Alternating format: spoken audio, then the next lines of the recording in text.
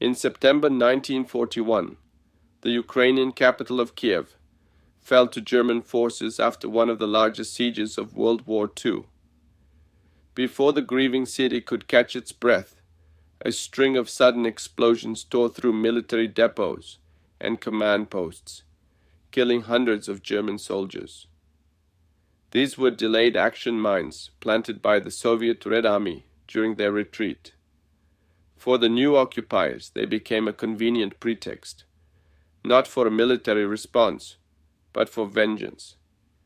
Rather than striking hardened targets, the Nazis fixed their fury on the civilians who had been unable to flee Kiev.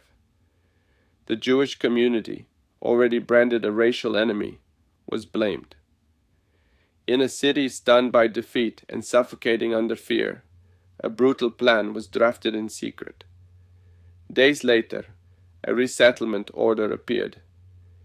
Tens of thousands of Jews, most of them women, children, and the elderly, believed they were being moved elsewhere.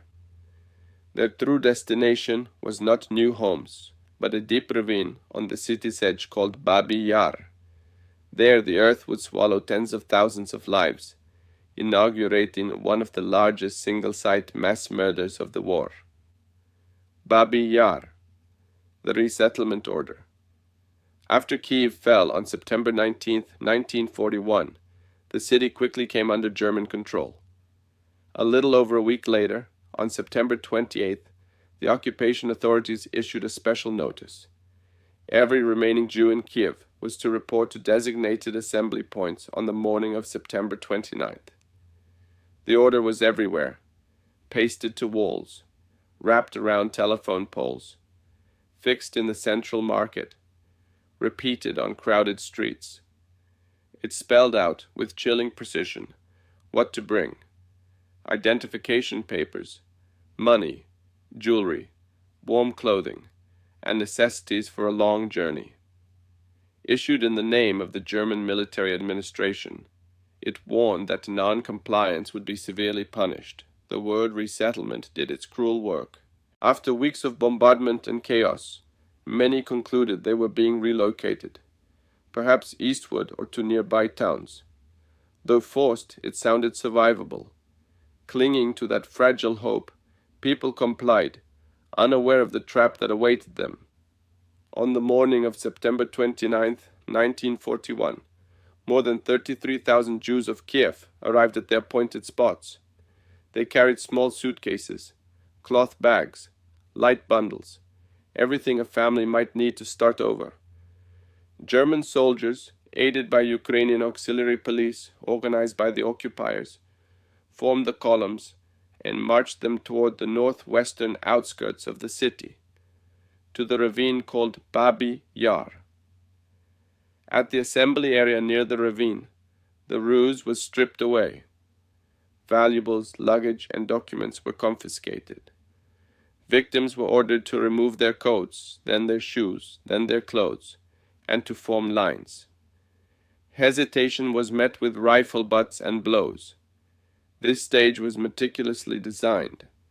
It was not just theft, it was the calculated removal of dignity and the will to resist, leaving people exposed and defenseless before the next phase, the killing. Babi Yar, the killing process. Once the groups were driven into the ravine, the lie of resettlement collapsed completely.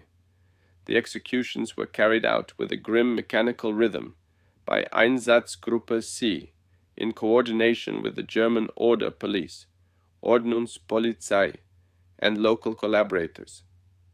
Victims were forced to lie face down, often atop those already murdered. Machine guns and pistols were fired at the nape of the neck or the back of the head, methods chosen to be fast, efficient, and sparing of ammunition. The killing proceeded in layers. New rows of living bodies laid over the dead, volley after volley, turning the ravine into a widening mass grave. For 2 days, September 29th and 30th, 1941, the gunfire barely stopped. The sounds of shots and screams mixed with the scrape of earth and rock poured down to bury the bodies. Those not yet dead were entombed alive as the Germans shoveled soil over them. According to a report sent by the Einsatzgruppen to Berlin, 33,171 Jews were murdered at Babi Yar in those first 2 days, an atrocity both vast and, in the logic of the perpetrators, officially recorded. Babi Yar did not end there. During the following 2 years, from 1941 to 1943, the ravine remained an execution site. Beyond Kiev's Jews, Romani families, psychiatric patients from local hospitals, Red Army prisoners of war, and Ukrainian civilians accused of resistance were also murdered. By the end of the occupation, an estimated total of around 100,000 people had been killed at Babi Yar, a natural ravine turned into a vast, man-made cemetery that revealed with terrifying clarity the destructive core of the Nazi project. Babi Yar concealment efforts, exposed by 1943 as the Red Army pushed west and approached Kyiv. The German High Command recognized that the crimes at Babi Yar might soon be uncovered. In August 1943, they expanded Action 1005, an SS-directed operation to obliterate evidence of mass murder across occupied Soviet territories. At Babi Yar, SS units assembled a Sonderkommando of camp prisoners, many of them Jews who had survived earlier shootings, and forced them to exhume the mass graves that had been hurriedly filled since 1941. The work was hellish. Decomposed bodies were dragged from the soil, stacked high, and burned with wood, gasoline, and oil. Makeshift cremation pyres were built, the corpses laid in tiers with timber and fuel between them, until the ravine itself became an open-air crematorium. Survivors later recalled flames that burned without pause, and a stench that settled over the district for days. The prisoners labored under armed guard. Any sign of resistance or exhaustion could mean immediate execution. When the work neared completion, most members of the Sonderkommando were themselves killed to erase witnesses. A handful escaped. Their testimonies, together with the memories of nearby residents who saw the columns of thick black smoke and smelled the acrid air, ensured that the truth could not be fully buried. The survivors of Babi Yar, of the more than 33,000 Jews taken to Babi Yar in late September 1941, only a very small number escaped death. Post-war records identify roughly 29 confirmed survivors. Their accounts became rare, indispensable pieces of a shattered history. Among the most prominent voices was Dina Pronicheva, an actress from the Kiev Drama Theatre. Driven to the edge of the pit with her relatives and countless others, she grasped in a single horrifying instant that death stood directly ahead. With a remarkable presence of mind, she fell before the shots reached her, feigning death. She lay motionless beneath the growing layer of bodies, holding her breath as soldiers passed. When the gunfire finally ceased and night deepened, she crawled out of the heap, slipped into the darkness, and escaped. The experience marked her forever, but it also made her one of the massacre's most important living witnesses. After the war, Pronicheva testified repeatedly in Soviet courts and at international hearings, describing in unflinching detail how people were stripped, herded, and executed. Her testimony, along with accounts from other survivors who scrambled from the pits or fled amid the chaos, preserved the historical memory of Babi Yar and provided concrete, first-hand evidence of one of the greatest crimes on Ukrainian soil during World War II. Justice. The Kiev Trial. In November 1943, after more than 2 years of occupation, the Red Army liberated Kiev. The ruined city and the sudden disappearance of its Jewish community posed a stark, immediate question. What had happened at Babi Yar? Within days, Soviet investigators launched a large-scale inquiry. Over more than 2 years, they gathered documents, surveyed the site, and recorded witness testimony. The findings were presented at the Kyiv trial in January 1946, one of the earliest post-war war crimes trials on Ukrainian territory, second only to Nuremberg. 15 German officials, primarily SS officers, police, and administrative personnel, who had ordered, coordinated, or directly participated in atrocities, were brought to the dock. The indictment covered numerous crimes committed in Kyiv and the surrounding region, with Babi Yar at its center. In court, the appearance of Dina Pronicheva proved pivotal. She recounted, step by step, the march to the ravine, the stripping of possessions and clothes, the methodical shootings, and her own desperate deception to survive. Her testimony, reinforced by statements from local residents and surviving prisoners, formed an undeniable body of witness evidence.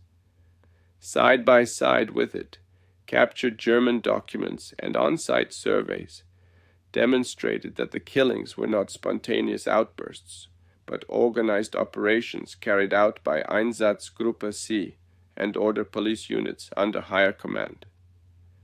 At the trial's conclusion, 12 defendants were sentenced to death.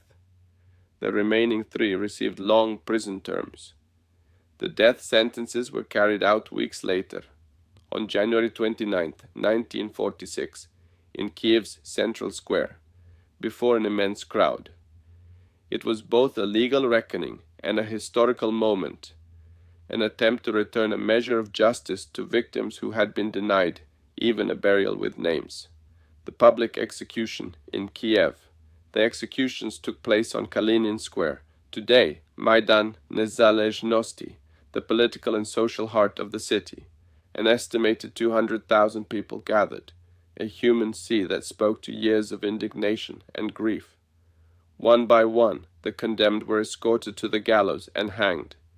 It was one of the rare large-scale public executions in the Soviet Union, a deliberate choice to broadcast a message. War crimes, no matter how vast or distant, would be punished publicly and severely. A shocking moment seared itself into memory. The rope holding one of the convicts snapped, and the man had to be brought back for a second hanging. Instead of pity, the incident stoked the crowd's fury. For many in Kyiv, it felt like retribution, proof that those who had sown death at Babi Yar and elsewhere would face the ultimate reckoning.